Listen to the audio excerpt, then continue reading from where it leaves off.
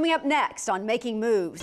I'm Karen Adams. Coming up, we'll talk about a new project to make San Marco safer when it comes to rail traffic. I'll have that story coming up. JTA celebrates 30 years of the Skyway. I'm Terry Casey. So, you think an invisible shield helps protect us during hurricane season? Wait till you hear what I found out at the National Weather Service. That story coming up. And a group of local transit employees are recognized for their efforts during Hurricane Michael. I'm Donna Deegan. These stories and more right now on Making Moves.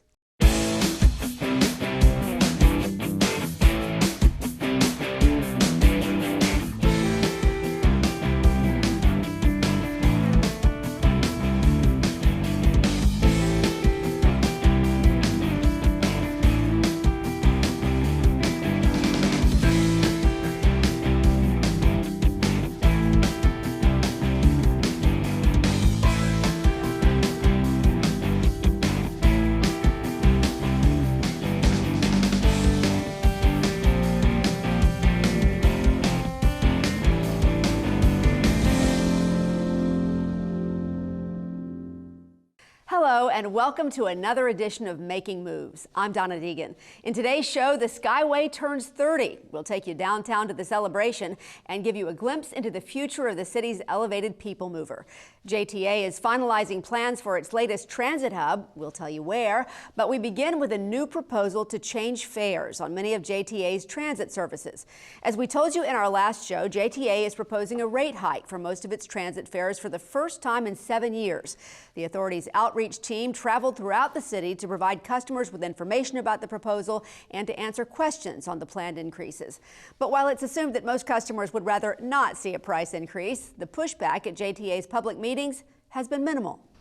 The JTA held nearly a dozen official public meetings in all parts of the city, in addition to its massive outreach campaign to let people know every detail about its proposed fare hike.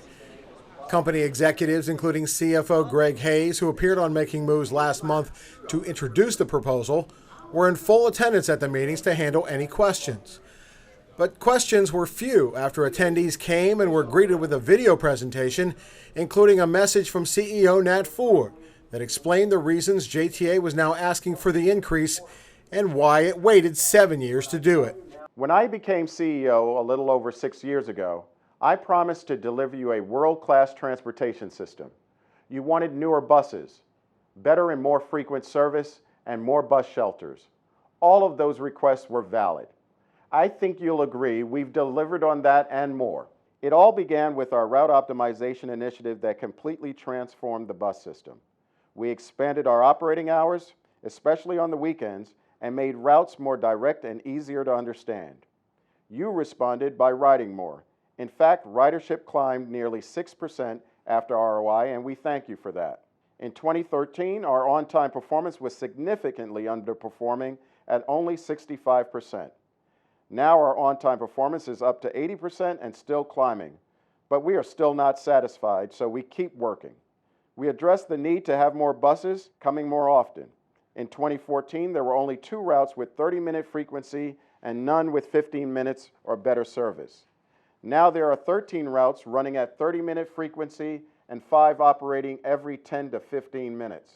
3 of those routes running with 10-minute frequency are part of our First Coast Flyer line, a streamlined limited stop service running between downtown and the north side, south to the avenues, and another to Jacksonville Beach.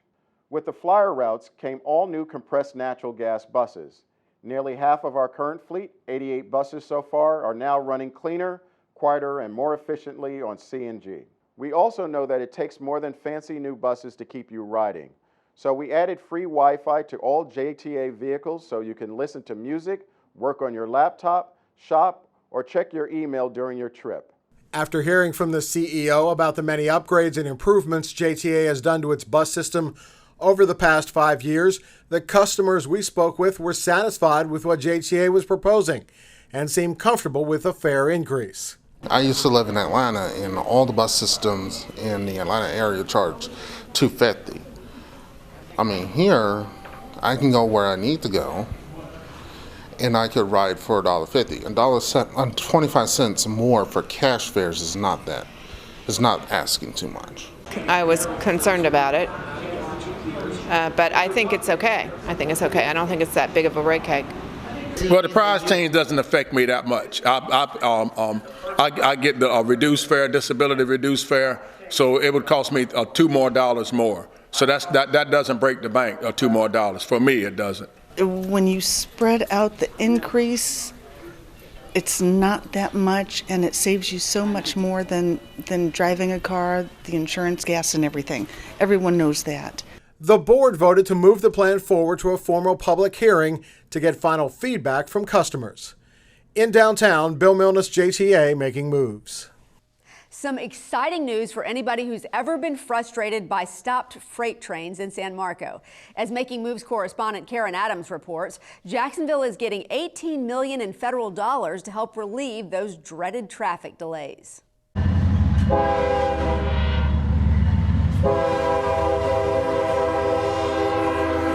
You can call it a commuter nightmare.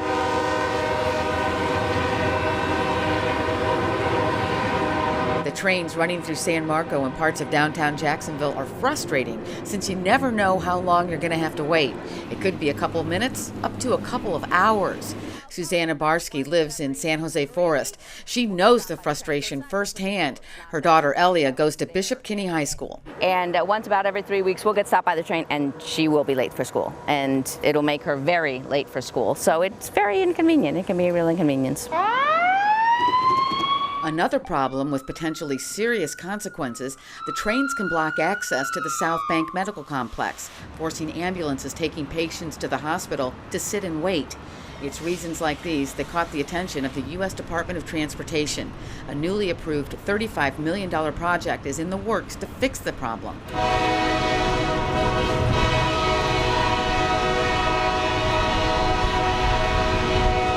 The U.S. Department of Transportation is providing $17.6 million toward the project, with the Florida DOT adding another $14 million. The JTA and the city will both chip in nearly $1 million each, with CSX and Florida East Coast Railway doing the same.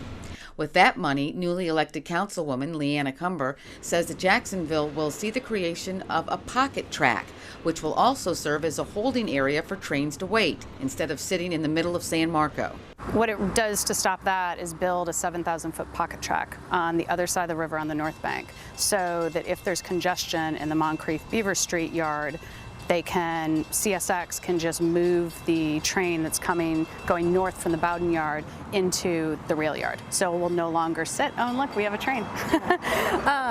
So it will no longer sit blocking crossings, and it could block up to 7 crossings. San Marco residents know all too well about the frustration of staring at a stopped train. Mostly being late to somewhere that I'm trying to go, yeah, because I always come out, because I live a block away, so it's faster for me to come this way. So I'm always coming towards the railway, and sometimes it'll just stuck me, and it's, super inconvenient. I'm always running late anyway, so it doesn't help when it's taking forever. Sometimes, you'll pull up and you have just enough time to get into work, and then a train will come by and it'll make you late. So it's a little bit frustrating. It's always at the most inconvenient times. I don't know how they do it, but they always end up coming right at the time that you're rushing out or you're rushing in. Having Councilwoman Cumber represent San Marco on this issue is fortunate for residents, because transportation and infrastructure are two topics she knows well, having worked more than 15 years for the U.S. Department of Transportation. It's kind of my wheelhouse. I understand it, and I work with the federal government all the time, have close relationships up there, which also helps when we're looking to do things like the quiet zone, get things moved through, and get fundings. It all comes down to making the city more livable, walkable, and all around more enjoyable. In San Marco, Karen Adams, JTA Making Moves. It's been called both the train to nowhere and ahead of its time. Now it's 30 years old. Of course, we're talking about the Skyway, downtown Jacksonville's 2.5-mile automated people mover. In honor of the occasion, JTA threw a big 30th celebration, complete with a tour, a band, and a look into the future.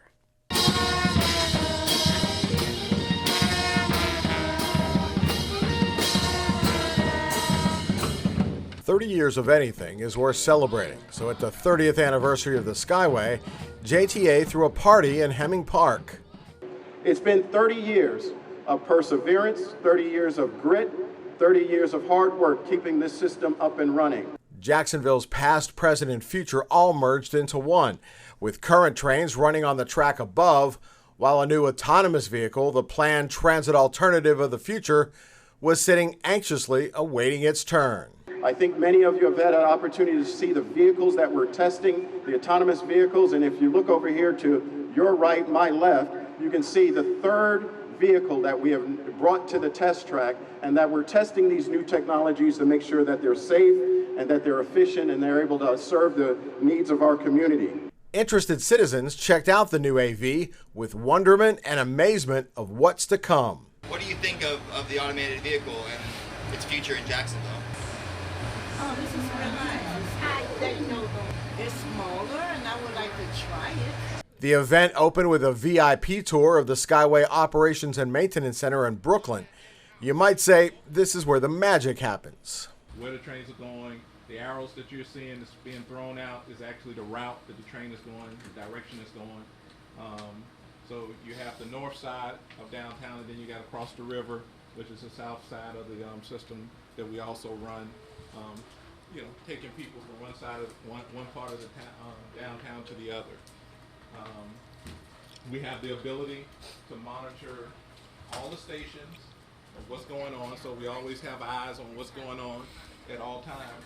We also are able to watch real-time video on board. CEO Nat Ford ended the ceremony with an invitation. The future is bright for the Skyway, our downtown, and our city, and I look forward to seeing all of you at the 40th anniversary when we're operating autonomous vehicles and expanding the Skyway into the rest of the downtown Jacksonville area and residential communities. With the technology changes in the works, the 40th anniversary will almost assuredly look different than it does now. In Hemming Park, Bill Milnes, JTA Making Moves. Over the past 3 decades, the Skyway has been more roller coaster than train, with its many ups and downs. Making Moves chief correspondent Bill Milnes gives us a closer look at the history of our city's monorail and where it goes from here.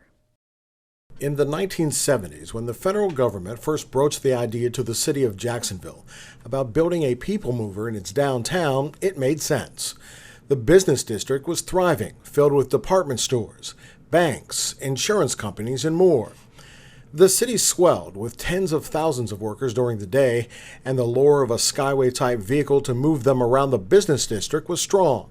Back in 1985, the Urban Mass Transit Administration, now known as the Federal Transit Administration, selected 7 cities to be test cities for automated people mover systems, and hence the automated Skyway Express began. But by the time the Skyway opened in 1989, downtown was a completely different place.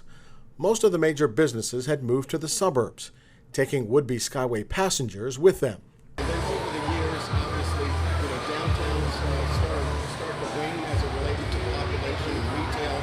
The Skyway became a political football and got kicked often. Extensions to Riverside, the sports complex, Shands Hospital, and more, extensions that could have provided additional ridership, never materialized. By 2009, ridership on the Skyway had dipped to under 450,000 for the year. Many thought it was time to bury the monorail for good. But a funny thing happened on the way to the elevated train graveyard. The city of Jacksonville took a renewed interest in the development of its downtown. With the city's renewed focus on downtown, the Skyway was now seeing a renaissance of sorts.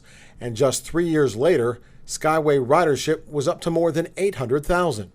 The renaissance continued into 2013, when riders took more than 1 million trips for the first time ever. 2 years later, another record, 1.3 million trips on the Skyway. But the aging system had a limited life in its current form. So after much research, study, and deliberation, several public meetings, a recommendation from a high-profile advisory group, and one final presentation, the Skyway's future came down to a final vote of the JTA board. All in favor say aye. Aye. Opposed? Motion passes. Congratulations, advisory committee and subcommittee. And with that unanimous approval, the decision to keep the Skyway was sealed. I think it's the right recommendation. I think having a Skyway that is expanded and renewed in terms of its capabilities is something that will differentiate us from other cities. Then Skyway subcommittee member and current JTA board chairman Kevin Holzendorf credited the work of the advisory group. You had stakeholders, you had small businesses, you had large businesses, you had developers, you had community leaders, you had education community in there. All the people, when you start looking at, who rides the Skyway, were there and were able to give the input. And what was great was there was never a shy moment. Everybody felt like they had an opportunity to be able to speak up and be heard. One of the biggest surprises that I had was that the amount of people from the community that came out to be part of the process and that stayed around and that they did the comments, in the public comment area. And then the biggest shocker too, which is so hard to get people to do surveys, the amount of people that responded to the surveys. Current Jacksonville City Councilman Tommy Hazuri was a member of the advisory panel and was also Jacksonville mayor when the Skyway first opened back in 1989. Hazuri concurred with the board vote, but added there is still much to do to make the Skyway the success many hoped it would be when it first opened. He said new developments and activities downtown will certainly help. Whether it goes to Shands Hospital or whether it goes to the Union Terminal or Convention Center, wherever the new one may be and whenever that may come about, and certainly now with the shipyards, the amphitheater and the practice field. But to complement those exciting things, we have to get people there. JTA's new regional transportation center, new residential developments, and commercial growth in the core and in nearby Brooklyn are making that happen. Now armed with a $12.5 million grant from the U.S. Department of Transportation to activate Bay Street, the Skyway's future looks brighter than ever. Brighter, yes. Finalized, not quite yet. The Skyway as we have known it for the past 30 years will soon be gone, replaced by ultra-modern autonomous vehicles running on a modified Skyway infrastructure and at ground level. It will also, finally, travel into nearby neighborhoods as it was originally intended. We will reach from downtown to the neighborhoods of Riverside to Brooklyn. We will go north up to the UF Health Complex, and we'll head out east going all the way to the stadium complex. In downtown, Bill Milnes, JTA Making Moves. I'm Terry Casey. So, you think an invisible shield helps protect us during hurricane season? Wait till you hear what I found out at the National Weather Service. That story coming up.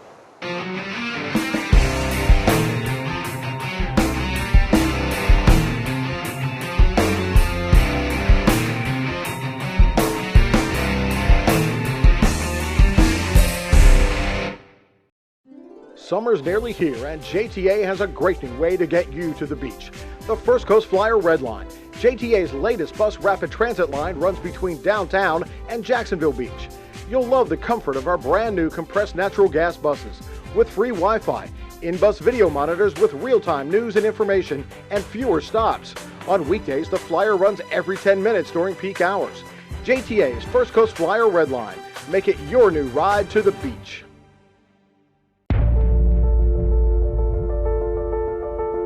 Problems. The ones most people don't want to think about. The ones no one talks about at cocktail parties. The ones that can't be solved overnight. We go looking for them. In unforgiving neighborhoods and struggling communities, in seemingly docile suburbs throughout the 5-county region, we find every dollar we can to solve them. But we are more than fundraisers. We are hand raisers and game changers. The stop talking and start doing, band together and take on the impossible taskmasters.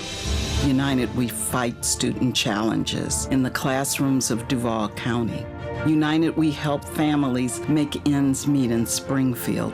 We provide access to basic needs at the beaches and beyond. We connect individuals to critical health resources across Northeast Florida. We match volunteers' purpose with passion. No matter the obstacles, no matter the odds, we surround Northeast Florida's most critical problems and we fight. We fight for Jaden. We fight for Kimberly. We fight for Jessica, for Jeff, for Debbie, for the Kyles, for Mickey, for Carl, for the Brants. We fight for those who need a voice and for those whose names we don't even know. At United Way, we fight for the health, education, and financial stability of every person in Northeast Florida. Because change doesn't happen alone. Hope isn't a one-man band. There's no such thing as self-taught or self-made. We have one life. To live better, we must live united.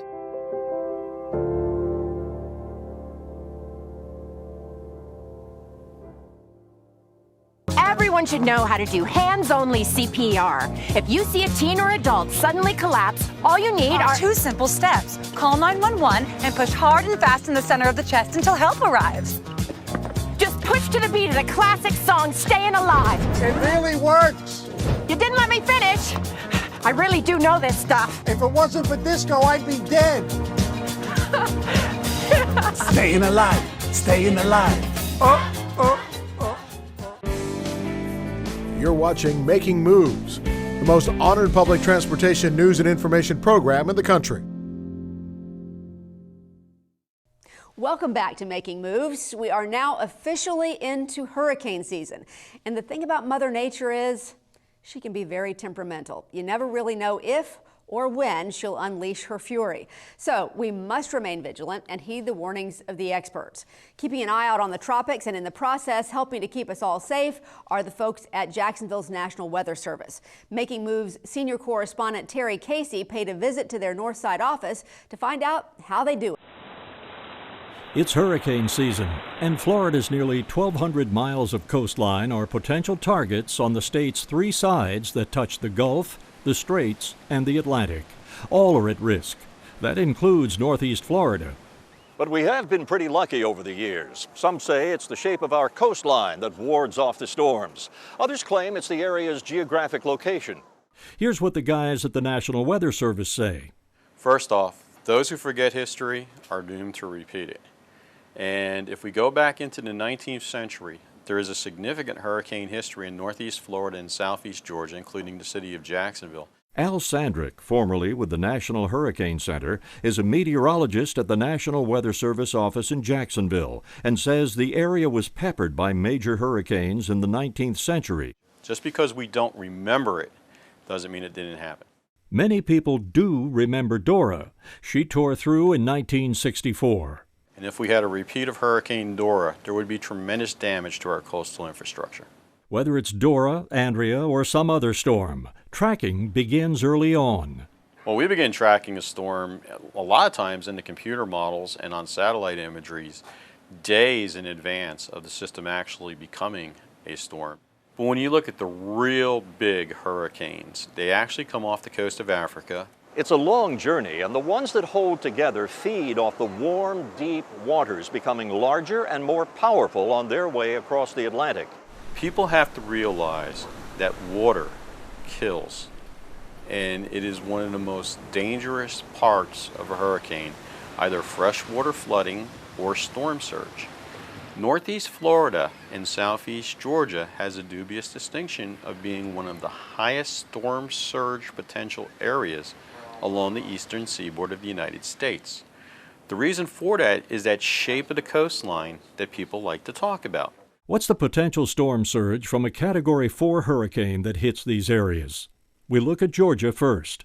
To give you an idea, near St. Simon's Lighthouse, we could see 23 feet of storm tide with waves on top of that. In Brunswick, we could see 12 feet of storm tide, and at the Kings Bay submarine base, 18 feet. What we're looking at on this second screen is the same scenario for Northeast Florida with a Category 4 hurricane making landfall. In this case, we have the potential for 13 feet above ground storm tide in Fernandina Beach, about 14 feet at Mayport Naval Station near the ship basin. Near the City Hall in Jacksonville Beach, we'd be looking at about 10 feet above ground, and in St. Augustine Beach, similar, about 10 to 12 feet. What we do here in Jacksonville is we boil it down to what does this mean for the local level. That includes working with emergency operations centers and others involved in evacuation decisions. At the National Weather Service, Terry Casey for Making Moves. Hurricane season runs through the end of November, so it is never too early to have your hurricane kit prepared and ready to go. Just ask the people in Florida's Panhandle who felt the devastation of Hurricane Michael last year. Michael was the first Category 5 hurricane to ever make landfall in the Florida Panhandle. The devastation was heartbreaking as 59 people in the U.S. lost their lives, their homes and businesses. In all, damages amount to $25 billion. Out of that tragedy, though, came much compassion. JTA sent a team of transit professionals and vehicles to assist people in the storm-damaged area get around. For their efforts, the Florida Department of Transportation and the Center for Urban Transportation Research recently honored JTA's hurricane relief team with certificates of appreciation during a special ceremony in Tampa. JTA has a new transit hub in the works. After the break, we'll tell you where. Stay tuned. There are 16 million children struggling with hunger in America. This is a serious problem, but one we can solve. Visit feedingamerica.org to help. Together we can solve hunger. Together we're feeding America. For most of us, eating healthy is just a matter of choice. We go to the nearest supermarket and pick out all the fresh produce we want. But how healthy would you be if all you had nearby was fast food restaurants and convenience stores filled with junk food and frozen pizzas? Every Friday, JTA's Rosa Parks Produce Market is helping you eat healthier with lots of fresh fruits and vegetables, all at reasonable prices. Rosa Parks helped change our world. Now the Rosa Parks Produce Market can help change your life. Or that the projections would be flood next Thursday? I can't do Thursday, but I can do Friday. Disasters don't plan ahead. You can. Talk to your loved ones about how you're going to be ready in an emergency. On the heels of opening a brand new transit hub at the Avenues Walk development back in January, JTA is now planning on adding another hub where a popular country nightclub once stood.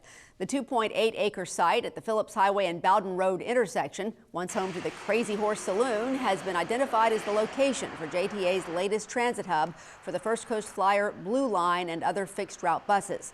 Construction on the hub is expected to begin later this month. The facility will have 3 shelters. The adjacent property will be marked for commercial or retail opportunities. The hub is expected to be completed by year's end.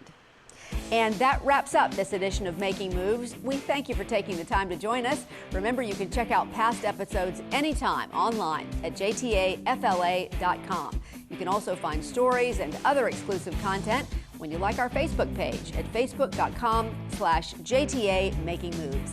I'm Donna Deegan. We hope to see you next time for another edition of Making Moves. Take care, everyone.